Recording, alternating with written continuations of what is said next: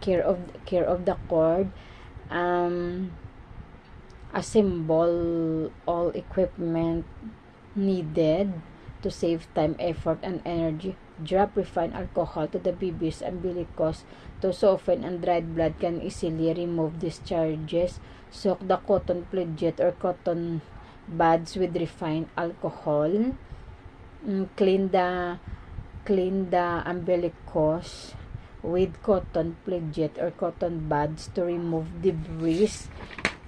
Clean the umbilicus in circular motion from inner to outer portion of the cord. From inner to outer of the cord. Repeat the procedure until the cord is thoroughly clean to prevent infection.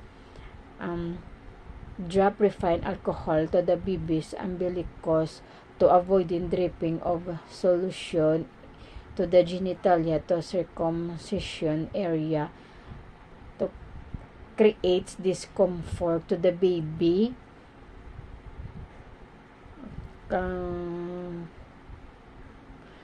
Dry the